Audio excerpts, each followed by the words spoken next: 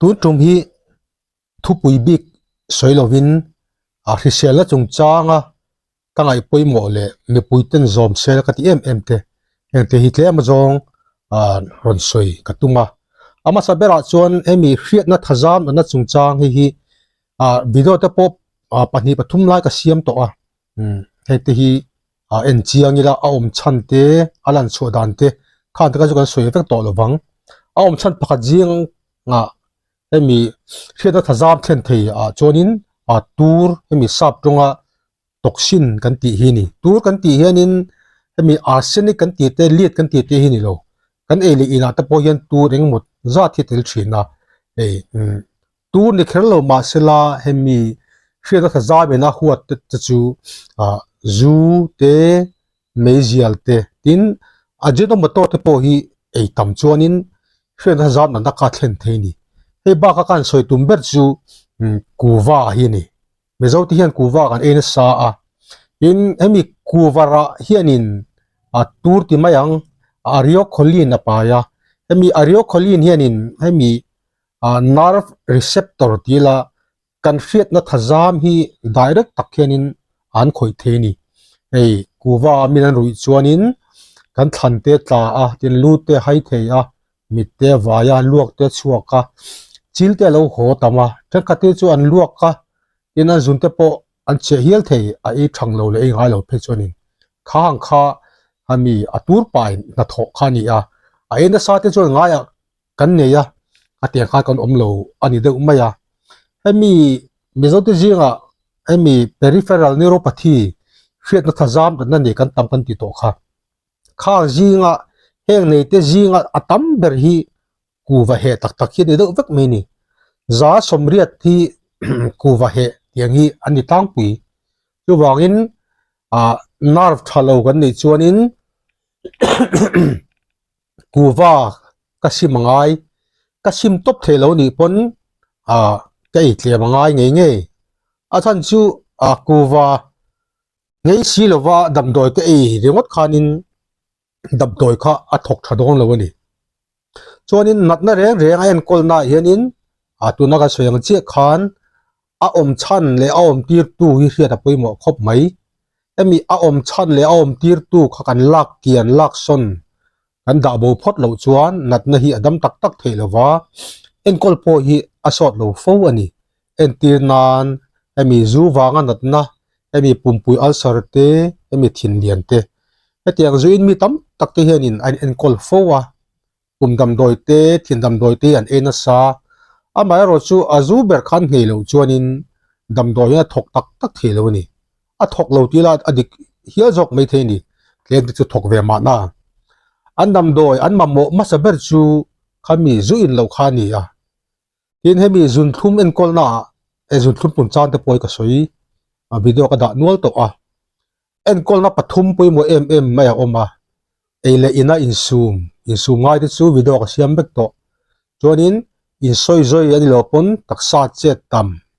chuan dam doi he chu metformin tenge insulin injection tenge ka chu taksa mo da ni zir niang heng pathum hi akal kop hi poimo khop maya heng jinga patni emo pakhat emo kan ti lo hianin zunthum en kol ni hi a hlo tling tak mo khop mai ni hi hriela poimo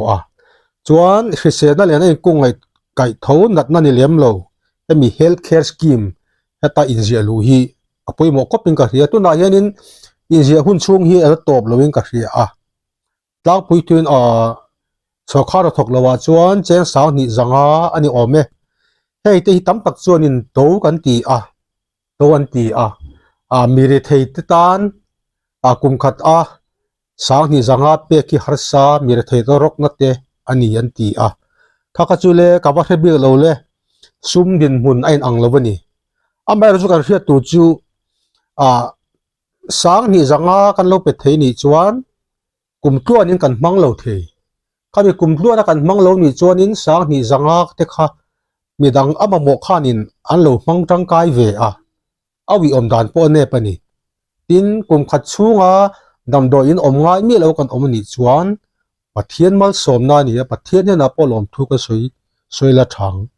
tam takin healthcare scheme a tun ma te ponani a in ziak lut du lawa amai ro chu damdo ina anan oma damdo in bill abi takin private phe chu tonu tu so kha damdo ina po omrei chuanin a damdo zirin asang ve ok nge ni damdo in bill alo chuak che mai chu atlai to nu ate inzialu ten tuma khanin an boile chung mai ni chuanin kum khat chunga cheng sak ni zanga makalo pek mai cheng nuai chuang man a thona yin tianak a thona kat kai en tir the khan en kol the khanin kha tha em ani ram chang ka nga piang healthcare scheme hi an ngai poimo tin ram chang ka ate chon healthcare scheme ma inzolu mante hi atolu to kani india rama in hei kai di mizoram chon atloma hei hi inziak lu tila kai in chhir lawang ti kha ka soidu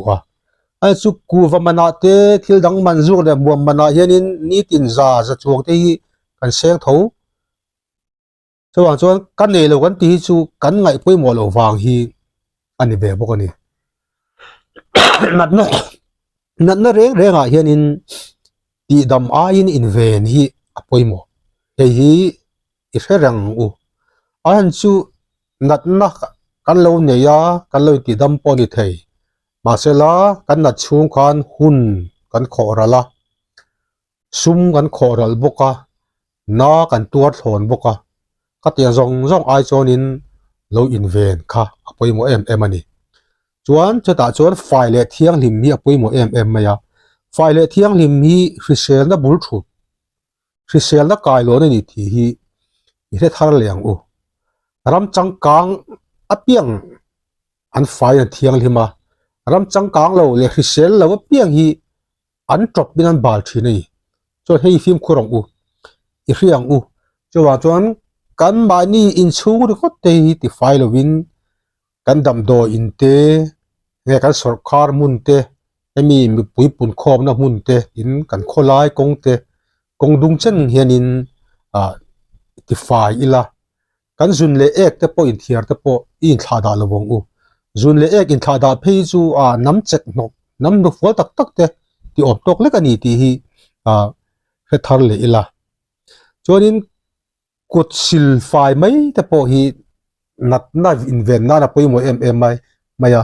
ei thil ol sam si sabon ne kut sil fai mo thil ol sam lu tuk si tha em natna tam tak min veng tu sum le pai tam tak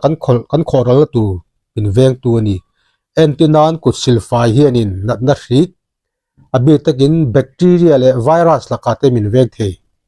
virus a chuanin hemi influenza te covid-19 te le hei tun lai tlang hrileng kan ti tlang hrileng tamber za som ko hi chu virus wangani he te hi kut sil fai mai hianin min veng thei ni hei ba ka salmonella bacteria kan tiang chi te in hei typhoid te kothalo he wang te hianin sum tam tak kan senga na kan tuar thina ni chu wangin sabon ne na kut sil fai thil ei do na te le thil bol ro drop no kan khoi zo li a te emi kusil fa hi ingai poimo